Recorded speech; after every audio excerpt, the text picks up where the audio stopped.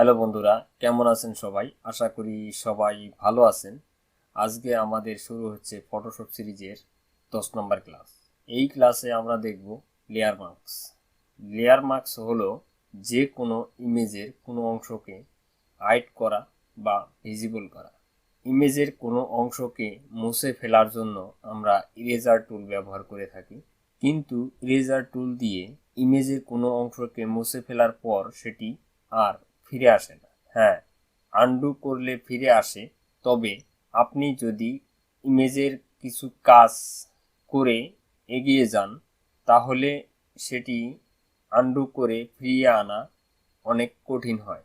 তাই আমরা যদি লেয়ার মার্কসটি ব্যবহার করি সেক্ষেত্রে আমাদের কাজ করা অনেক সুবিধা হয়।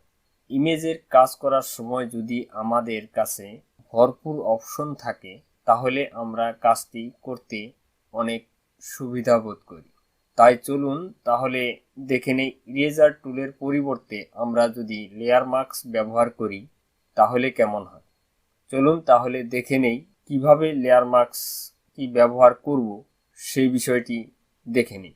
চলুন তাহলে শুরু করি কিভাবে আমরা লেয়ার মার্কস ব্যবহার করব। এই হলো আমাদের ফটোশপ, আপনারা দেখতে পাচ্ছেন। এখানটায় আমি একটি ইমেজ নিয়ে রেখেছি আপনাদের বোঝানোর স্বার্থে যে আমরা লেয়ার মার্কসটি কিভাবে ব্যবহার করি। মূলত আমাদের লেয়ার মার্কসের অপশনটি কোথায় সেটি আমরা একবার দেখে নিই। এখানটায় ডান পাশে কোনায় দেখেন আমাদের যে লেয়ারের যে প্যানেলটা আছে সেই প্যানেলের নিচে দেখেন আপনারা, এই যে আমি মাউসের কার্সারটা দিয়ে দেখাচ্ছি, এফএক্সের ডাইন সাইডে দেখেন আপনারা, এটাই হলো আমাদের লেয়ার মার্কস। এখানটায় যদি মাউসের কার্সারটি আপনি একটু ধরে রাখেন তাহলে আপনার এখানটায় লেখা উঠবে অ্যাড লেয়ার মার্কস। এইটি সম্পর্কে আজকে আমরা দেখব। প্রথমত যে ইমেজটি আপনি নেবেন সেই ইমেজের লেয়ারে গিয়ে ডাবল ক্লিক করে ফাঁকা জায়গায় ডাবল ক্লিক করবেন, করার পরে আপনার এইভাবে একটি অপশন চলে আসবে।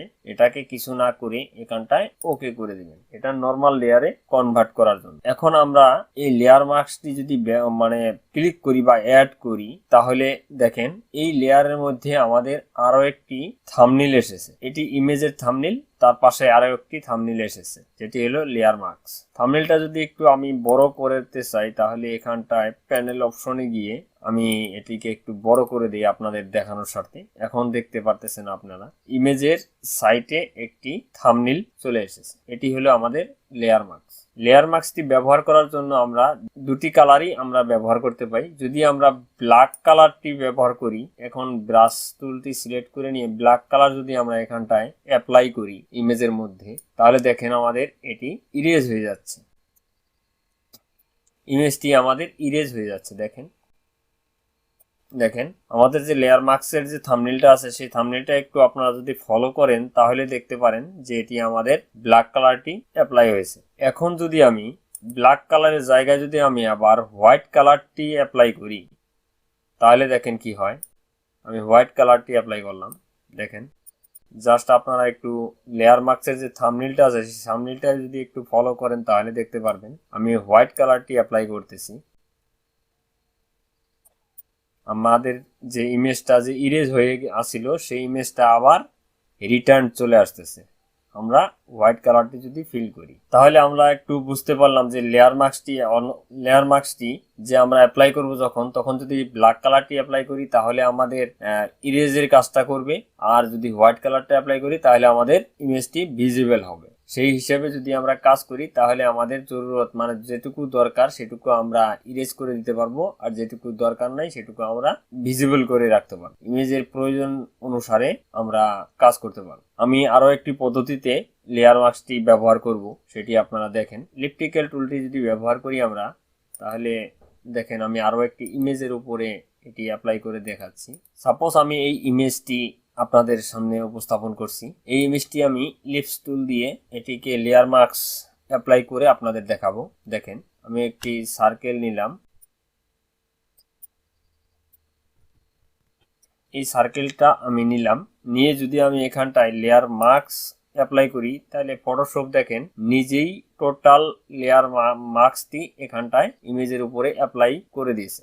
এখন যদি আমি এখানটায় নতুন একটা লেয়ার নেই তাহলে আপনারা পুরোপুরি দেখতে পারবেন। আমি একটি নতুন লেয়ার নিয়ে নিলাম, লেয়ার নিয়ে এখানটায় আমি ঠিক কালার ফিল করে দিই। কালার ফিল করে দিয়ে এই লেয়ারটি আমি টেনে নিচে নিয়ে আসি।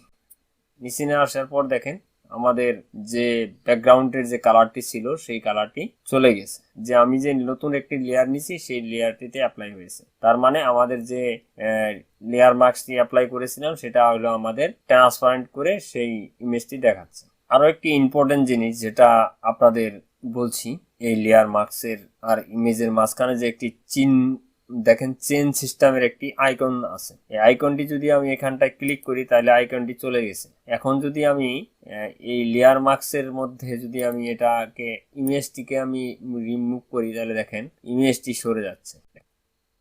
যদি লেয়ার মাস্কের মধ্যে অ্যাপ্লাই করি তাহলে লেয়ার মাস্কটি বেজিক দেখাচ্ছে। যদি আমি এখানটায় ক্লিক করি তাহলে দেখেন লেয়ার মাস্কটি যদি আমি সরাই শুধু টোটাল যে ইমেজটা আছে সেই ইমেজটা নড়াচড়া বা সরানোড়া করছে।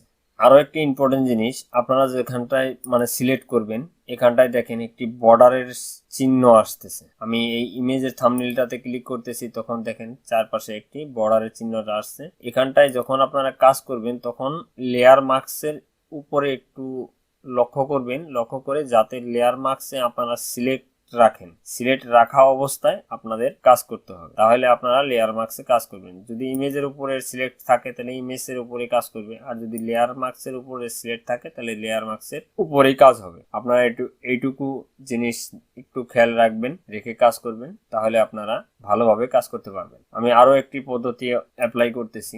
এই ইমেজটির উপরে আমি আরো একটি পদ্ধতি অ্যাপ্লাই করে দেখাচ্ছি আপনাদের। এখানটায় আমি ব্যবহার করব কুইক সিলেকশন টুল। আমি কুইক সিলেকশন টুল দিয়ে একটু সিলেক্ট করে নিই।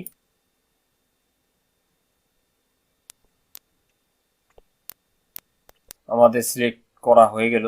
এখন যদি আমি লেয়ার মাস্ক অ্যাপ্লাই করে দিই তাহলে দেখেন টোটালটা লেয়ার মাস্কে পরিণত হয়ে গেছে। এটিকে আমরা যেভাবে খুশি সেভাবে আমরা ব্যবহার করতে পারবো। এখানটা যদি অন্য ইমেজের উপরে যদি আমরা এটা অ্যাপ্লাই করতে চাই তাও পাবো। এখানটায় আমাদের এটা ট্রান্সপারেন্ট ইমেজ হয়ে আছে।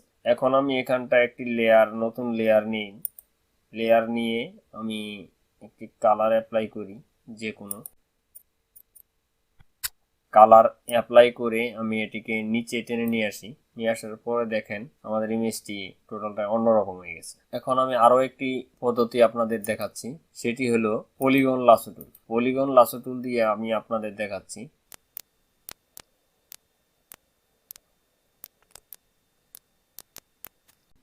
পলিগন লাসো টুল দিয়ে আমরা সিলেক্ট করে নিলাম। সিলেক্ট করে নেওয়ার পরে আমরা যে লেয়ার মাস্কটি ব্যবহার করব মানে অ্যাপ্লাই করব, এখানটায় দেখেন আপনারা খুব ইম্পর্টেন্ট একটি বিষয়, যে লেয়ার মাস্ক অ্যাপ্লাই করার সাথে আমরা যে স্কাইটা চেঞ্জ করব সেই স্কাইটা চেঞ্জ না হয়ে আমাদের নিচের অংশটুকু আছে সেই অংশটুকু ট্রান্সপারেন্ট হয়ে যাবে।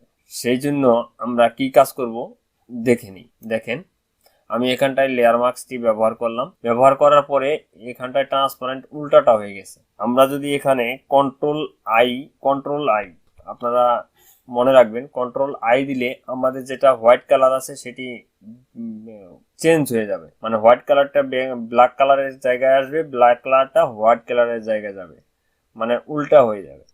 সেক্ষেত্রে আমরা কন্ট্রোল আই ব্যবহার করব। ব্যবহার করলে আমাদের স্কাইটা ট্রান্সপারেন্ট হয়ে যাবে। এখন আমরা যদি স্কাইর ইমেজটা যদি এখানটা নিয়ে আসার পরে যদি আমি এটি লেয়ারটিকে নিচে নিয়ে যাই, দেখেন আমাদের এখানটায় স্কাইটি অ্যাপ্লাই হয়ে গেছে। আমরা স্কাইটি একটু ছোট করে নিই, যদি নিয়ে আমরা এখানটায় একটু উপরে উঠিয়ে দিই, যতটুকু যে জায়গায় রাখলে আমাদের ভালো হয় সেই হিসেবে আমরা এটাকে ফিট করে নিব। নিয়ে যদি আমরা কন্ট্রোল বি প্রেস করি, কন্ট্রোল বি প্রেস করলে আমরা দেখতে পারবো এখানটায় কালার ব্যালেন্স।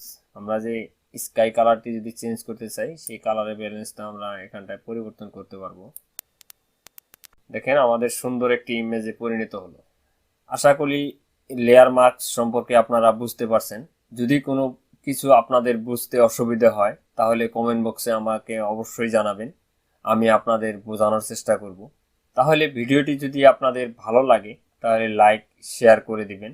আর চ্যানেলে যদি আপনি নতুন হয়ে থাকেন চ্যানেলটি সাবস্ক্রাইব করে পাশে থাকা বেল আইকনটি বাজিয়ে দিবেন। যাতে আগামী ভিডিওর নোটিফিকেশনটি আপনি পেয়ে যান। তাহলে ভালো থাকবেন, সুস্থ থাকবেন, সদা সর্বদা আমার চ্যানেলের সাথে জুড়ে থাকবেন।